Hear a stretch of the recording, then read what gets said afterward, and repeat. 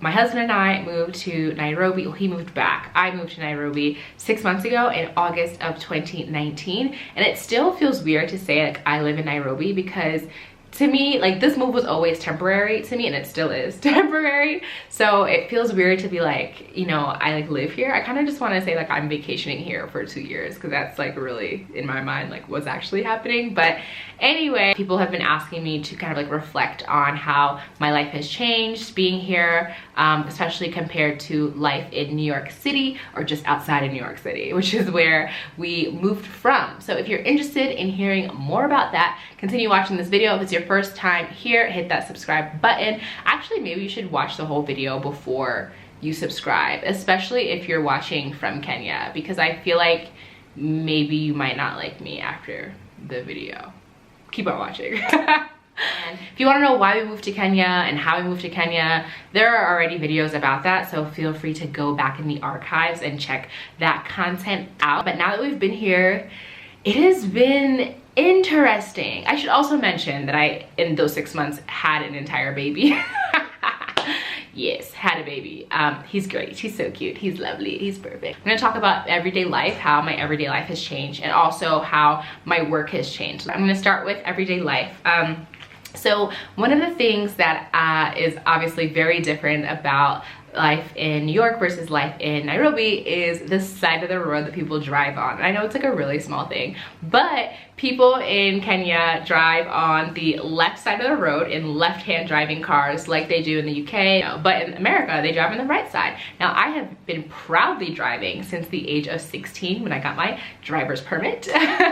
So it was definitely a learning curve to learn how to drive on the left side of the road. I started practicing on local roads, like the roads near our house, and then I would practice on getting on the highway. I mean, it's not the highway. Jonathan and I always argue about this. It's not 4 lanes or more. It's not a highway. It took me, I would say that probably like a month of driving to feel very, very comfortable and confident. And now I drive everywhere by myself, and like I'll drive with the baby, and I'm very comfortable getting on major roads like Waiyaki Way. If I gotta go somewhere, I'm up and I'm there. Now the only place that I have not really driven in Nairobi is town. I don't mind driving in town. I feel like if you can drive in New York City, you can drive anywhere. It's the same concept as like driving in any big city. Like, yeah, there's a lot of traffic, there are a lot of people kind of walking into the street unannounced. There's no parking. Like, it's the same thing like everywhere. So I haven't driven in town yet. Jonathan won't let me drive in town, but I'm pretty sure that I could handle it. Another thing is getting used to Kenyan times. Life was a lot slower in Kenya. I would say the whole continent, but let me just speak for Kenya. Life moves a lot slower here in Nairobi. So, you know, someone says they're coming to visit you at 3 p.m. and, you know, it's 6 and they really haven't showed up yet. And when they come, they're not actually apologetic because, like, in their mind, they're on time. Being Nigerian, there is such a thing as Naija time. The thing about Nigerian time is, like, only with parties. I feel like if you're going to someone's house, you don't show up hours and hours later. If you go to a party and it's like the invite says 8 p.m. in Nigeria and in Nigerian culture, you show up at midnight, but not for like a daytime function, right? I had kind of felt that our generation was moving away from that and was like doing things in a timely fashion, but I guess that's like not really the case amongst my generation here in Kenya. So things often start super late. Granted, there is a lot of traffic on the road, so like if you have a meeting and, you know, you show up like 30 minutes late, I feel like people are generally understanding because there's usually traffic on Ngong Road or Waiyaki Way or wherever. A third aspect of everyday life, and probably the one that is the thing that makes me the happiest, is cost of living. If you've watched my Jersey City apartment tour, which you should because it was so beautiful, 30 minutes outside of New York via public transportation, via the PATH train, was $1,300 for a 2-bedroom.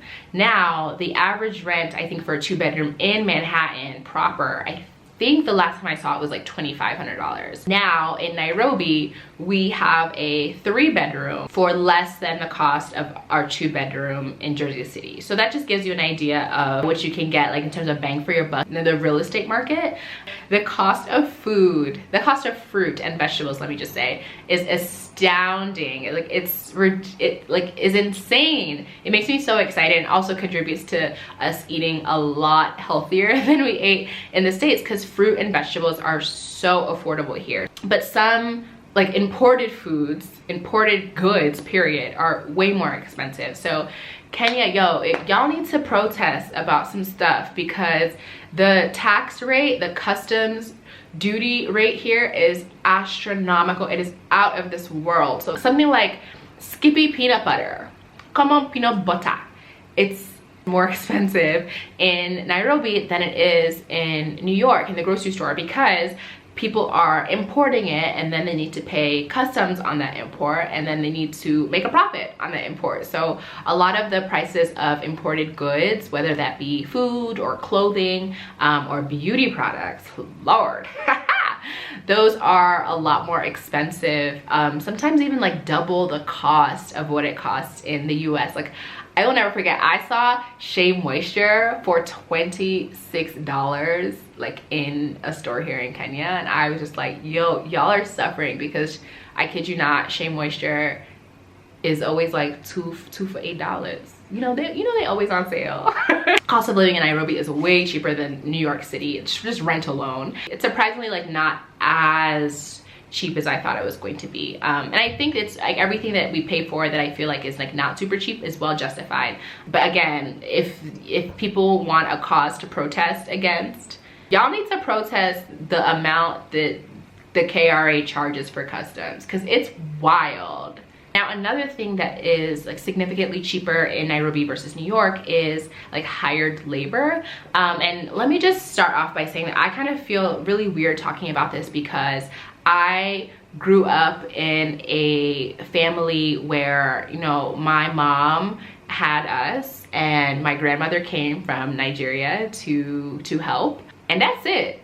Like, there was no outside help in our house. So I still feel very uncomfortable with the idea of like having hired help in the home. So I'm just gonna put that out there. It's still very new to me, but it is very culturally accepted and expected here in Nairobi. So we do have someone who comes a few times a week and helps us with the cleaning, with laundry, with cooking, and she also watches over the baby sometimes. So she's like a nanny, a cook, a cleaner, and all of that is, I can't even say how much it costs, because it's uncomfortable, but it is very affordable. Okay, let me just say this. If you are a viewer in the States, like the cost of getting your apartment cleaned once, double that, and that is the monthly rate at which we pay the woman who comes 3 times a week and does like from 9 to 6 and does a ton of things. And as much as I want to, you know, like give her more, I have come to understand like this is a culture, this is like the standard. We did ask how much she wanted to get paid, and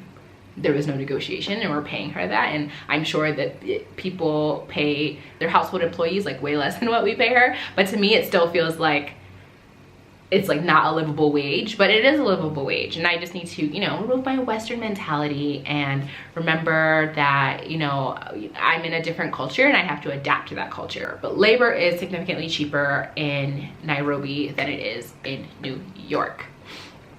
Last aspect about everyday life that I want to cover is making friends. So I actually was really lucky and made a ton of friends when I first got here, and a lot of them have still remained really close friends. Like I have like a core circle of homies. Hey girls, they're probably not watching because they don't be watching my videos. I call my expat friends because they all moved to Kenya just like me all last year. One of them is Kenyan, so she moved back, and then the rest are American. One is Ecuadorian American and one's Nigerian American, like myself. So, you know, I have felt very comfortable with them. I think having them has made my transition a lot better because, you know, whenever I want to try out new restaurants, like I can go with them. All of them are single, so they do a lot more like socializing and partying than I do, but I just listen to their dating horror stories.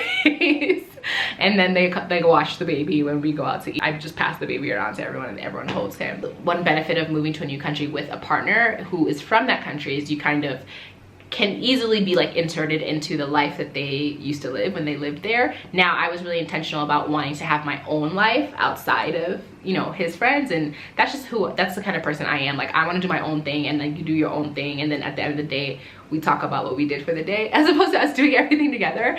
So it was important to me to have my own friends, and they are very separate from Jonathan. Like, they're not his friends, they're my friends. And then we have our friends together. And I've also made a couple of friends through blogging and Instagram, which is super cool. I think one of the best things about the internet is being able to form friendships and relationships across the world. So even before I got here and like landed here, there were people who were like rooting for me and like messaging me like, oh, let me know if you need help with anything. So that's been really cool. And then my like last set of friends is I have a couple of like mommy friends. It's easy to form bonds around that. Like, what are your pregnancy symptoms? And like, is your baby kicking? And do you have heartburn? And then once the baby is born, it's like, how many hours of sleep are y'all getting? Like, oh, what you doing for your cracked nipples? And it's just like easy to like form bonds around motherhood and that transition. So I've been able to make friends that way. Now let's transition to work, how work has changed in the 6 months that I have lived here. If you're unfamiliar with me, my work is two things. One, I am a public health historian. I recently finished a PhD in history of public health. My plan after the PhD was to write a book manuscript or at least a few articles, but because I had gone straight into my PhD program from undergrad, I knew I wanted to take a break. And so pregnancy kind of gave me this break where I was like, girl, just don't even think about the dissertation, finish and like put it on the shelf and like pick it up later. And that's really what I've done. You know, there was some point while like, I think maybe in November, right before the baby came, where I had this urge to like, oh my gosh, I need to get all this work done for the manuscript, because if I don't get it done now, I'm like never gonna get it done because this kid's gonna come like, and like take over my whole life, which is true. The kids do take over your whole life. I didn't get that much work done on it. So to be honest, I haven't done that much related to my academic work and my research.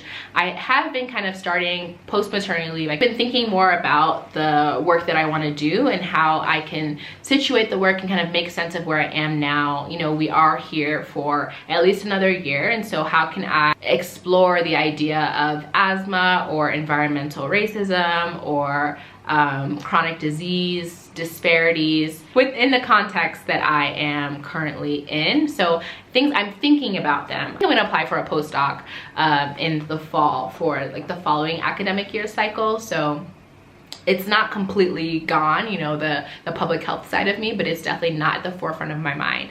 Now that coronavirus is all up in the news, the public health person in me has been bubbling up a bit because I get so angry when I see all this misinformation. And public health should be mandatory in schools, seriously, because if public health was mandatory at the high school or elementary or collegiate level, people would not be confused about how viruses spread, and there would not be mass hysteria right now. Anywho, that's how I'm doing in terms of the post-PhD life. So the other thing that I do in life is that I blog. So I'm here on YouTube blogging, but my main blogging platforms are my website and Instagram. It's been so interesting having a new and different audience on Instagram and even here on YouTube. And I think I've alluded to it a little bit in the past, but I'm gonna say it out here now, like, wow, Kenyan social media consumers are completely different than American social media consumers. I have just been really shocked and taken aback by a whole bunch of different things. Let me start from one place. I'm sure people have been shocked and taken aback by me because I'm not what people are used to. So we've had some little, not friction, but just we're coming from different places. So some people have requested that I work with brands in Kenya, that I talk about products that are more easily accessible. To be fair, like any Kenyan brand who has reached out to me, I have emailed them back. I've said, hey, would love to chat. But what happens is the influencer marketing industry in Kenya is a lot less developed than it is in America. So in the US, you know, companies have budgets, like they have massive budgets. You know, there's no way that I became a full-time influencer not getting paid handsomely for the work that I do. I'm Nigerian, like I don't believe in poverty with all these degrees I have. One of the reasons why I continue to produce this kind of content is because it pays well. It affords me a life that I enjoy living right now. Now, Kenyan brands just simply do not have the budgets that American brands do. So when a Kenyan brand approaches me and they want to spend, you know, $1,000, which is a lot of money for 10 stories and like several feed posts and a YouTube video, and I totally understand, I'm not knocking anyone's hustle, but like I don't know that that's what the market is here, but that's just not what I was used to in the States. Even the idea of posting like 6 times in a month for a brand is not at all how I'm used to working and how I want to work. Like, I don't even post that much on my feed anyway. I hate a huge pet peeve of mine in the blogging world is when people's feed is like a sponsored post over and over and over, and then to make it worse, like the same brand like over and over and over. Oh my gosh, it drives me insane. So I just can't do it. Like, I refuse. I'm not gonna post 5 times about one company in a month. I personally am just not gonna do it, and that's what brands want here. It's not because I think that I am like worth more than other Kenyan bloggers. You know, brands have told me here that, you know, well, so-and-so has 10 times your following and, you know, they're happy with this, and that's fine, that's totally okay, but I am doing what I'm used to doing and what works for me.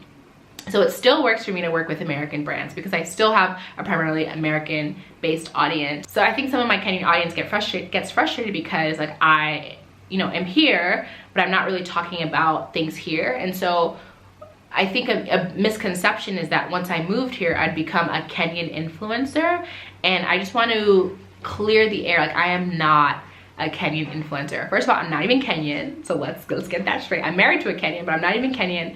Like, I don't know where to buy things. If I knew the information, it's not that I wouldn't share it with you guys. I literally don't know. IDK. Yeah, I get a little bit sad when people follow me and then are in my DMs asking me like all these questions about like, oh, like how do I do this? I'm like, girl, I don't know, sis. I just got here, and I'm also like not really trying to find out if I need something for the baby. I buy it on Amazon and ship it through Savastore. Like, I'm not like running around Biashara Street like looking for baby stuff. I'm just not. Another thing that's been different, ooh, how do I say this in a way that doesn't anger people? I think that there's an expectation of access to influencers here that there isn't so much in the States, or at least I didn't experience in the States. And maybe that just, I don't know what the source of it is, but in America, like no one really cared about me. Not that no one cared, but people who followed me because they like found me interesting or whatever. They might ask me a question here or there, but if I didn't know the answer, if I didn't get to their DM, I didn't reply, like nobody really cared. Whereas I feel like here, like I say one bad thing, or I say like what did I say? Oh, what did I say? Okay, I said something about photographers. So when I was in New York, I had a photographer, Marta, I miss you so much. So I was working with this photographer who we had gotten into such a rapport that anytime I needed to take a picture with her, I kid you not, like 30 minutes we would shoot 5 looks. Like we would be done with 5 looks. So 30 minutes I could create content for a month. Now here, one, because I'm new, I don't know anyone who can like is my homie who can do these things, you know, quickly, who knows how to work with me. You know, photographers here, I have gotten quotes for 2 hours for a shoot for 1 look. And so I commented on that, and you know, all of a sudden someone was telling me that I need to like watch how I talk to Kenyans because I talk bad about Kenyans, which is not the case. Like, I was just explaining a difference in how people work. So my comment was not trying to shade a whole people, it was just explaining how it's not what I'm used to. But anyway, I just feel like I sometimes get a lot of like flack from my Kenyan audience who want me to be talking about things that I don't know about or don't care to talk about, and then kind of get upset with me when I do share like my authentic point of view, which is not always positive. But as you saw, like it's generally positive. Like I have been really happy here. Like I'm glowing. This is definitely the place that we're supposed to be currently in life. Like I have a full 1000% confidence and faith that we made the right decision by listening to